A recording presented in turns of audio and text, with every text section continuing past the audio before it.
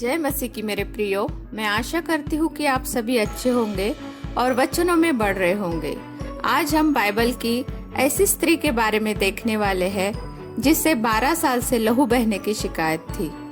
मेरे प्रियो, आपने लहू बहने वाली स्त्री के बारे में बहुत सारे प्रचारकों से सुना होगा, परंतु आज हम बाइबल के इस कहानी के द्वारा कुछ सीक्रेट बातों को जानेंगे और अपने जीवन में आशीष को लेंगे। तो चलिए हम वचनों के द्वारा देखेंगे। मरकुस अध्याय 5 और वचन 25 से 30 तक पढ़ेंगे। एक स्त्री थी जिसको 12 वर्ष से लहू बहने का रोग था। उसने बहुत वैद्यों से बड़ा दुख उठाया और अपना सब माल व्यय करने पर भी उसे कुछ लाभ न हुआ था, परंतु और भी रोगी हो गई थी। वह यीशु की चर्चा सुनकर भीड़ में उसके पीछे से आई और उसके वस्त्र को छू लिया, क्योंकि वह कहती थी, यदि मैं उसके वस्त्र ही को छू लूंगी तो चंगी हो जाऊंगी। और तुरंत उसका लहू बहना बंद हो गया और उसने अपनी देह में जान लिया कि मैं उस बीमारी से अच्छी हो गई हूँ। यीशु ने तुरंत अपने में जान लिया कि मुझ में से सामर्थ्य निकली है और भीड़ में पीछे फिरकर पूछा, मेरा वस्त्र किसने छुआ। हम वचन में देखते हैं कि एक स्त्री है, उसे 12 साल से लहू बहने की शिकायत है और हम वचन में देखते हैं उसने बहुत वैद्यों से बड़ा दुख उठाया और अपना सब माल व्यय करने पर भी उसे कुछ लाभ न हुआ, परंतु उसकी हालत पहले से भी ज्यादा खराब हो गई। मेरे प्रियो, मैं स्त्रियों के बारे में कुछ कहना चाहती हूँ। जब हमें महीने में एक बार ही शिकायत होती है तो हम इतने कमजोर, बीमार जैसे और चिड़चिड़ करने लगते हैं। तो उस स्त्री के बारे में सोचे जिसे यह शिकायत 12 साल से थी। इस बीमारी की वजह से उसने डॉक्टरों के पीछे इलाज में अपना सारा पैसा खर्च कर दिया। इस वजह से वह आर्थिक रीति से भी गरीब हो गई थी और बीमारी में आराम न मिलने से वह पूरी रीति से कमजोर हो गई थी, यानी पूरी रीति से वह स्त्री हार चुकी थी।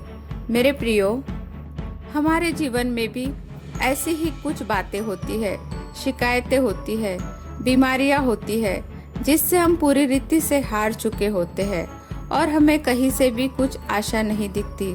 हम हमारे जीवन में हताश और निराश हो जाते हैं।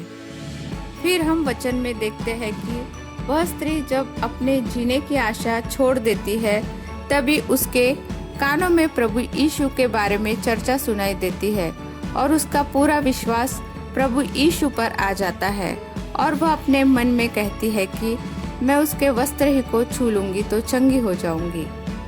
मेरे प्रियो, प्रभु यीशु जब प्रचार करते थे तो भीड़ की भीड़ उनके पीछे चलती थी।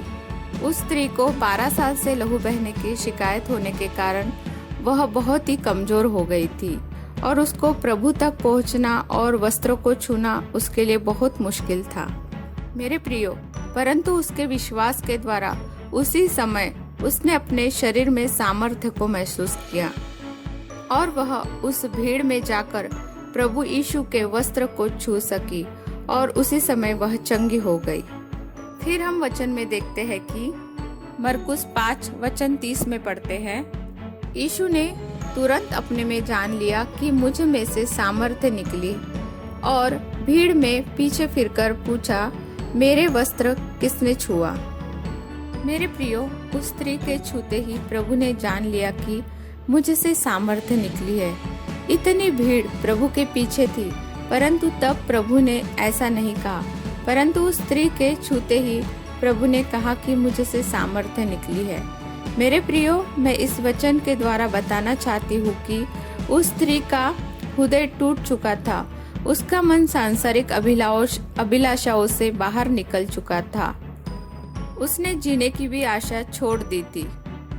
उसकी आंखें सिर्फ परमेश्वर पर लगी थी कि कोई आए परमेश्वर के रूप में और मुझे छुटकारा दे। मेरे प्रियो, हम भजन संहिता 51 के वचन 17 में पढ़ते हैं, टूटा मन परमेश्वर के योग्य बलिदान है। हे परमेश्वर, तू टूटे और पीसे हुए मन को तुच्छ नहीं जानता।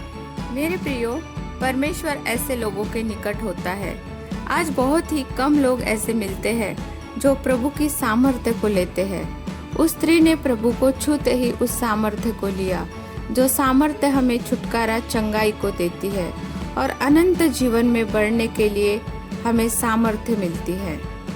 फिर हम मरकुस 5 के वचन 33 में देखते हैं कि तब वह स्त्री यह जानकर कि मेरी कैसी भलाई हुई है, डरती और कांपती हुई आई और उसके पाँव पर गिरकर उससे सब हाल सच सच कह दिया।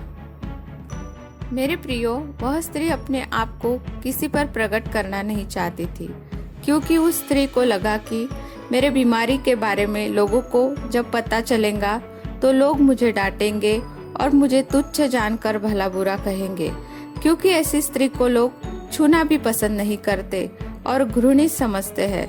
परंतु मेरे प्रियो, हमारा प्रभु दयालु अनुग्रहकारी परमेश्वर है, जो हमारे शरीर को नहीं परंतु मनों को देखता है। अगर आप भी अपने जीवन में निराश हो चुके हैं, टूट चुके हैं और संसार ने आपको तुच्छ जाना है, तो आप प्रभु यीशु मसीह को ग्रहण करके अपने जीवन को बदले और आशीषों को ले अनंत स्वर्ग में जाने के लिए तैयार हो जाए, क्योंकि वह समय आ चुका है कि प्रभु किसी भी समय अपने चुने हुओं को ले जाएगा। मेरे प्रियो, हमारा प्रभु जीवित है, वह सब कुछ कर सकता है।